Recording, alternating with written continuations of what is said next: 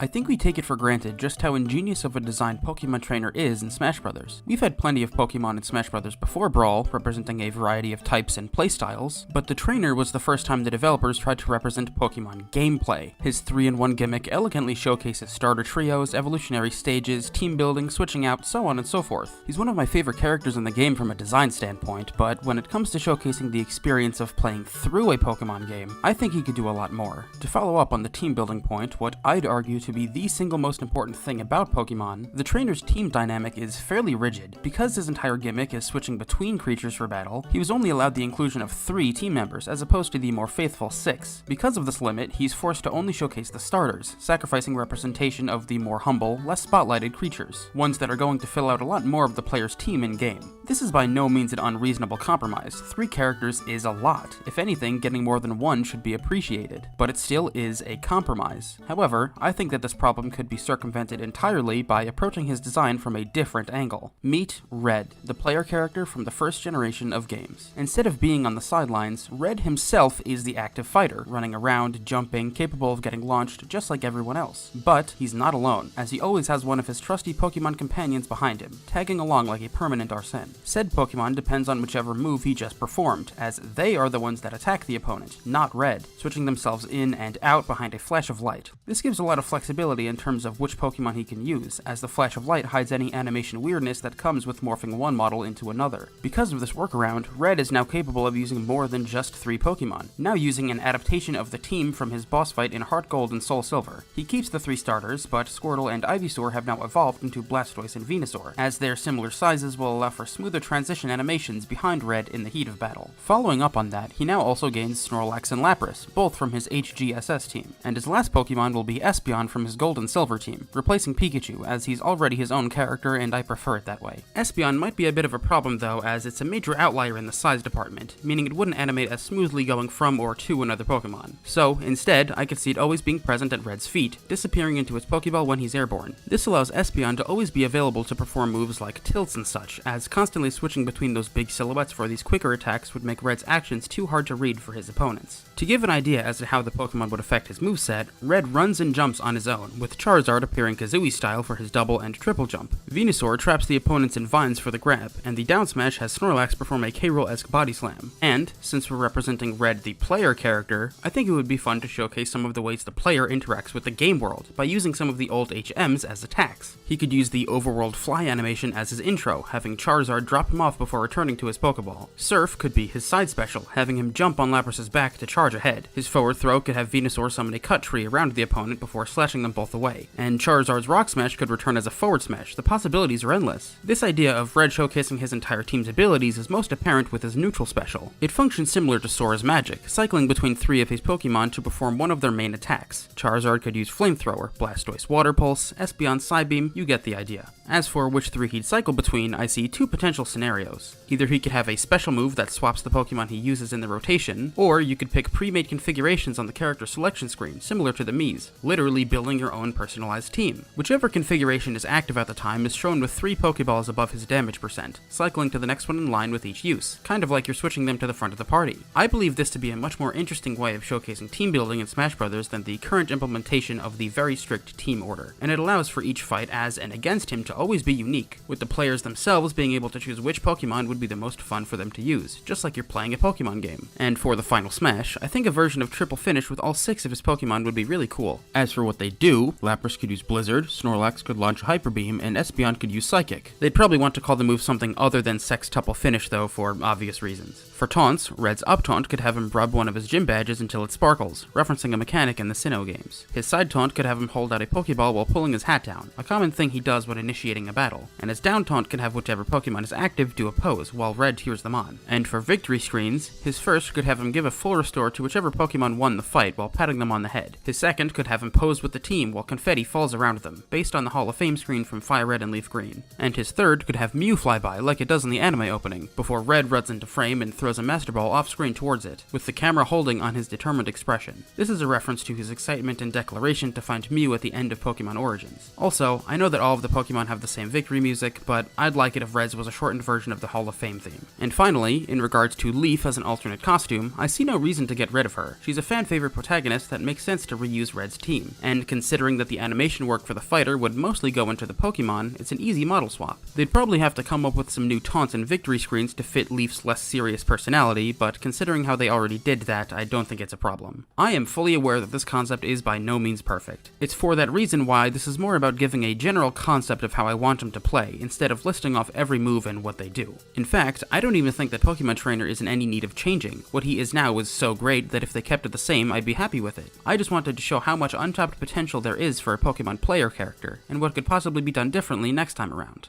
That being said, if there is one thing that I value about fighting games, it's maintaining a playstyle. It's easy to daydream about what your favorite character could be doing differently, but it's always important to remember that thousands, if not millions of people like that character for who they are right now. That isn't to say that things shouldn't change. My biggest issue with Smash Bros. Is its resistance to change, but I'm often against making major changes to a character's playstyle without compensating the fans of that character in some way. And this new concept for Red is vastly different from the beloved 3-in-1 stance change character that's currently in the game. If only there was a way to resolve that. Well, for a franchise with so many iconic and beloved characters, it's always been astounding to me how, with the exception of the Pokemon Trainer, no human characters have ever been represented in Smash. And this extends past the roster. No assist trophies, no spirits, all we have is the Team Rocket Me costume, and that is not enough. At the same time, a common complaint I see about the Pokemon roster is how they only ever seem to add what's new and marketable. It usually means pulling whatever the most popular starter is from the newest generation, which also means that they rarely pull from any unrepresented types for moveset inspiration.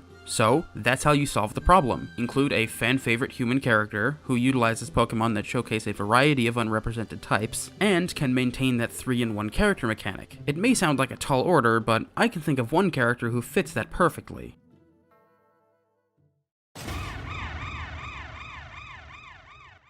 I don't imagine that this is a controversial opinion, but I firmly believe that Sinnoh's champion, Cynthia, is the single most iconic Pokemon NPC that isn't from Generation 1. If you have somebody else in mind, I'd be glad to hear it, because I really cannot think of anyone who contests that. However, some explanation is necessary. First things first, why should Cynthia have the 3-in-1 character mechanic and not Red? After all, in my Riku video, I expressed how I think it's smart to give similar characters from the same franchise similar mechanical identities in Smash, and I still back that point. But what I didn't mention there is the value in having characters from the same series represent different aspects of that franchise. Marth, for instance, is the quintessential sword character of Smash. He represents spacing in the purest form, which fits his role as a rapier user in his home series, as well as being a fun, although probably unintentional, meta reference to spacing in Fire Emblem, dancing in and out of your opponent's range to maximize damage while putting your units in as little danger as possible. What he doesn't showcase is magic and weapon durability, a pretty major facet of Fire Emblem gameplay, and that's okay because Robin does that excellently, with his Levin Sword and various tomes, as well as the franchise's power in numbers aspect with his final Smash. Two separate characters, both from the same series, contributing to a greater whole. Red is a player character. He's the one that traverses the world, catches a variety of Pokemon, builds a unique team, and fights alongside them throughout his journey. He doesn't just stand in the background the entire time.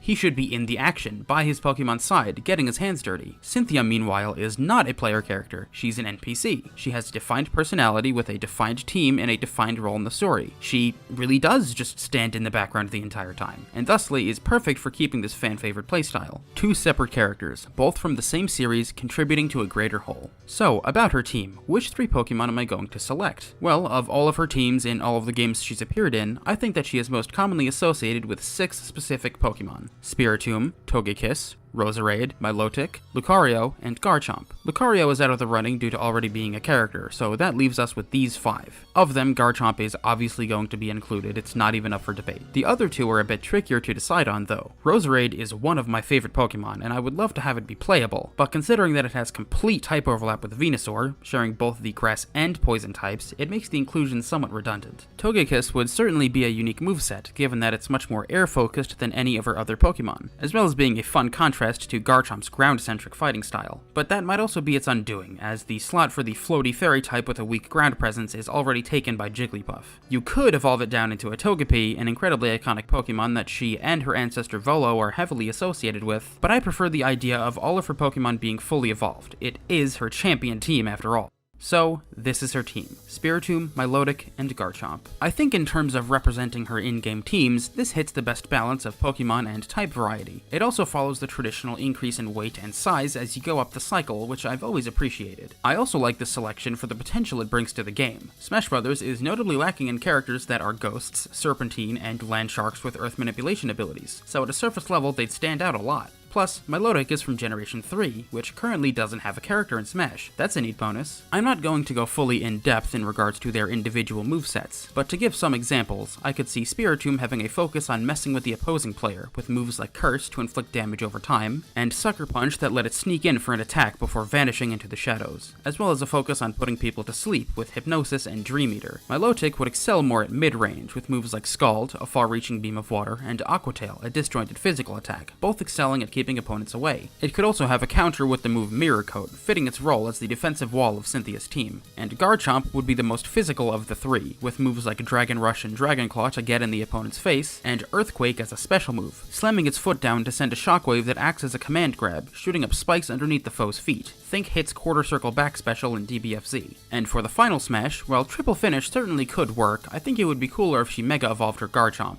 As for what it would do, I'm not sure, but considering that transformations are gone, which to be honest is a bit lame, it could just Mega Evolve and use a barrage of Draco Meteors. That sounds like fun.